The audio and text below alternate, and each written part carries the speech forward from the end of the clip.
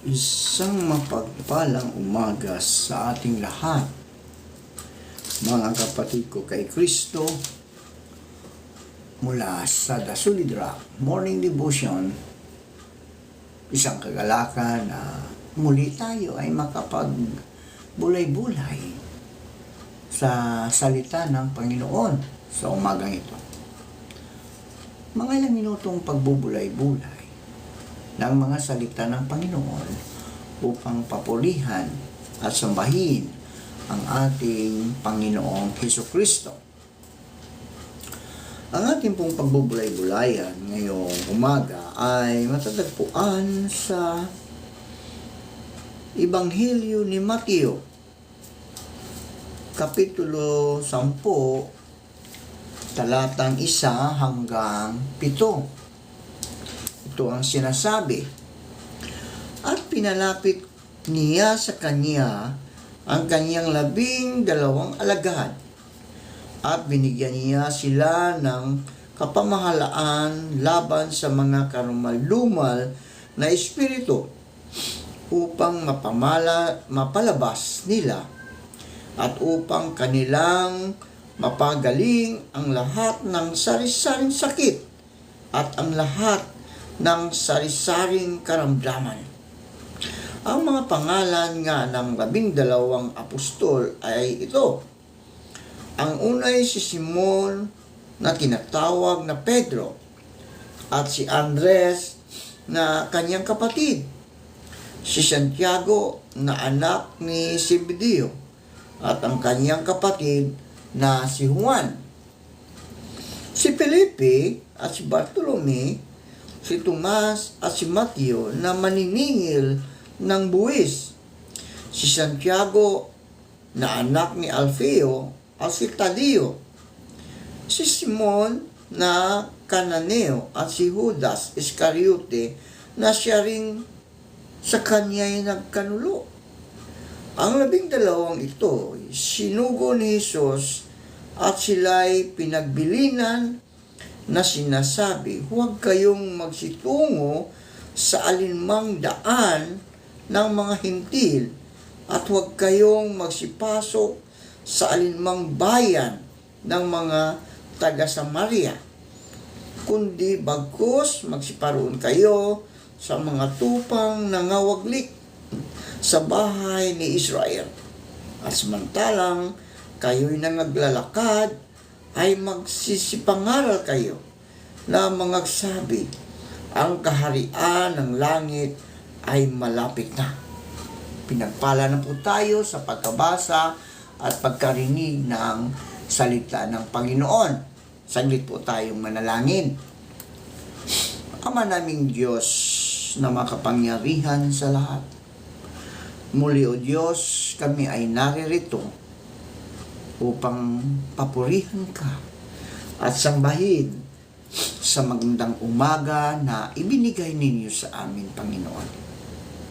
Maraming salamat o Diyos sa pag-iingat mo sa aming pagtulog. Binigyan mo kami ng magandang pagtulog, Panginoon, upang ang aming katawang lupa ay makapagpahinga sa isang araw na gawain sa aming mga buhay. Maraming salamat, Panginoon. Muli mo kaming ginising mula sa aming pagkakatulog. At sa umagang ito, Diyos, papurihan ka, pasalamatan ka, na kami ay patuloy mong binigyan ng lakas. Binigyan mo kami ng buhay. Kaya, O Diyos, sa umagang ito, patuloy kong itinataas sa inyo ang aming mga kaibigan na magsisipasok sa kanilang mga trabaho. Ingatan mo sila, Panginoon, sa kanilang pagtatrabaho, sa kanilang pagpasok, Panginoon. Lalong-lalo na kung sila ay nagdadrive ng mga motor, no? Panginoon, ingatan mo sila. Ilayo mo sila sa kapahamakan. Makarating sila sa kanilang trabaho na maluwalhati. Gayon din, Panginoon, aming inilalapit sa inyo ang mga kaibigan namin na nasa mga lansangan, mga drivers ng mga pedicab, no? Taxi, jeep, at iba pa. Ingatan mo sila, O Diyos. Ilayo mo sila sa anumang kasamaan. Proteksyonan mo sila sa mapagsubok, sa mga tukso, sa buhay. Amin din inilalapit sa inyo, Panginoon, ang aming mga kaibigan na sa mga bilangguan. Ingatan mo ang aming mga kaibigan ito, O Diyos. Sila man ay nagkasala dito sa aming sa lupa, Panginoon. At sila man ay napagbintangan, Panginoong Diyos. Puspusin mo sila ng iyong banal na Espiritu upang ma-realize nila, Panginoon, na may kasalanan sila sa lupa at magsisi sila at humingi ng patawad sa aming Diyos na aming tagapagligtas upang sila, O Diyos, ay magkaroon din sila ng buhay na walang hanggan. Proteksyonan mo sila, Panginoon, sa loob ng bilangguan at ilayo mo sila sa anumang kapahamakan. Amin ding inilalapis sa inyo, O Diyos, ang aming mga leaders mula sa aming presidente hanggang sa pinakamababang posisyon ng barangay na sila'y ingatan mo, pagkalooban mo sila ng karunungang makadiyos upang ang mga bamayang Pilipino ay kanilang matutulungan sa paraan na makadiyos. Huwag nawa nilang isipin ang kanilang sarili, Panginoon, upang para sila, O Diyos, ay makapaglingkod ng matiwasay sa aming bansa, sa aming bayan, lalo na sa mga anak mo na nagdarahop, Panginoon. Tulungan mo sila. Gayon din po, O Diyos, ang aming mga bilihin. Nagtataasan ang mga presyo. Panginoon, Ikaw ang may-ari ng lahat ng bagay dito sa lupa, Panginoon. Pababain mo ito, O Diyos, upang ito, Panginoon, ay maabot ng iyong mga anak ang lahat ng mga bagay na naririto sa lupa. Panginoon Hesus, patuloy ka namin itinataas sa inyo ang mga kaibigan naming may mga karamdaman. Patuloy mo silang abutin, O Diyos. Ilayo mo sila sa kapahamakan. Pagalingin mo po, Panginoon, ang mga kaibigan namin ito na naghihirap sa karamdaman. Ang kalooban mo, Panginoon, ang siyang masusunod. Hindi po ang amin. Bagamat, Panginoon, kami ay iyong mga anak, aming hinihiling sa inyo na pagalingin ang mga anak mong ito na nasa banig ng karamdaman. Aming hindi inilalapit sa inyo, O Diyos, ang aming mga kaibigan na nagtatrabaho sa ibang bansa. Patuloy mo po silang ingatan doon, Panginoon.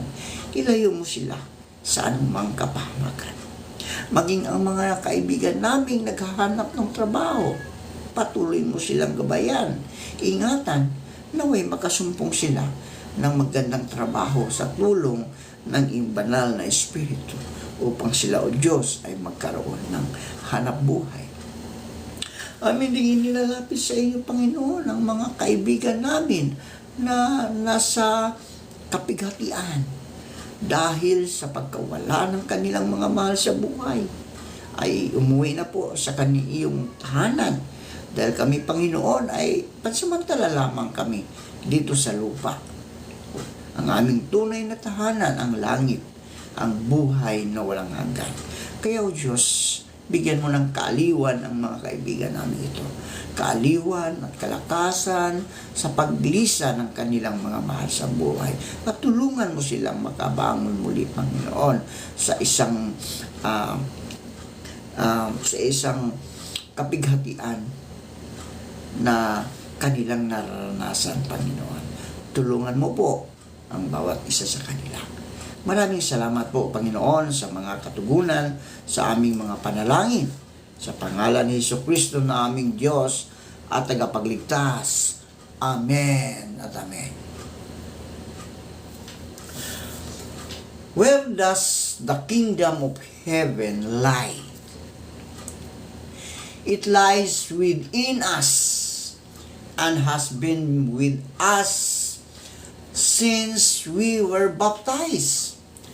But may I ask, if the kingdom of heaven is within us, why is life still full of challenges and problems?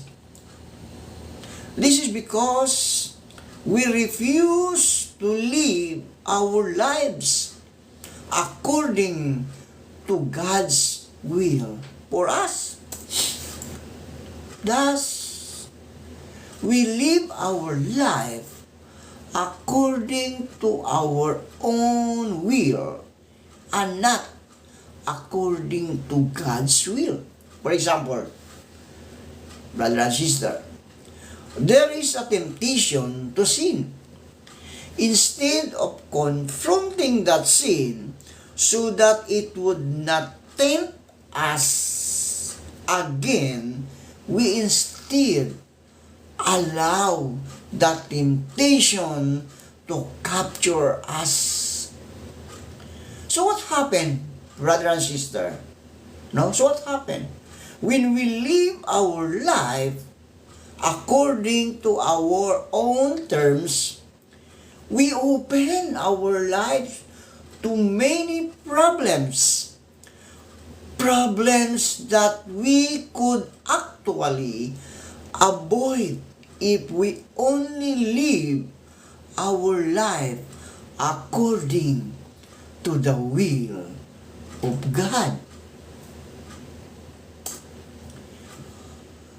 It's not difficult to know God's will for us, brother and sister. By going to the Holy Mass, we will begin to discern God's will for our life. By reading our Bible, no? By reading our Bible, basahin ang ating mga Biblia, we will discern the will of God for us by our frequent interaction with Jesus. How?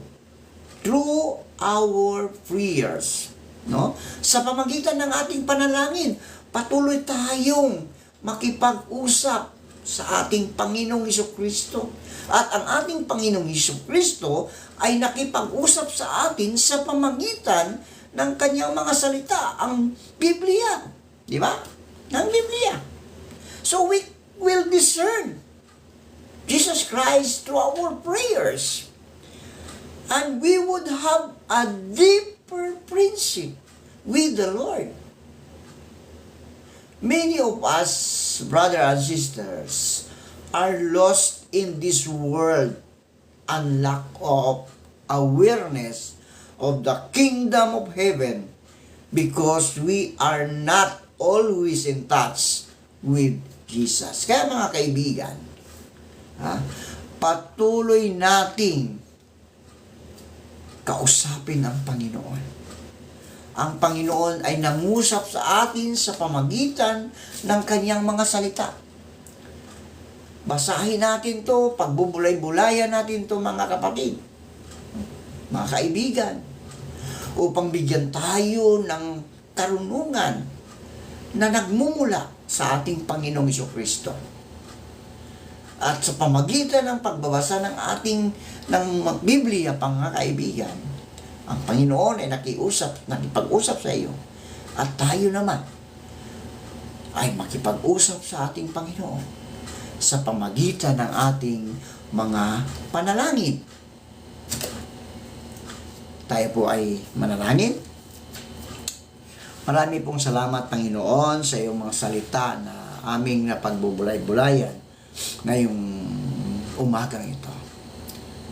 Salamat, O Diyos, sa iyong mga salita, ang Biblia, na siyang gabay namin sa aming buhay upang ma-discern namin ang iyong kalooban, Panginoon. At sa pamagitan ng salitang ito, kami, O Diyos, ay nakikipag-usap sa iyo sa pamagitan ng aming mga panalangin. Panalangin na nanggagaling sa aming mga puso na kami iyong ingatan at pagpalain upang aming ma-discern ang iyong kalooban, Panginoon. Kaya tulungan mo kami, Panginoon, na hindi namin o kami ay patuloy na lumakad sa tuwid na landas, Panginoon. Panginoon, pagpalain mo po ang lahat ng nakikinig ngayong umaga. Nalilito man sila. Meron man silang mga problema. May karamdaman man sila, Panginoon. Patuloy mo silang abutin. Tanggalin mo ang mga problemang ito. Pagalingin mo sila. Ano man ang kanilang ginagawa, O Diyos. Ano man ang kanilang hinahawakan. Pagpalain mo, Panginoon. Kasama ng kanilang buong sambahayan.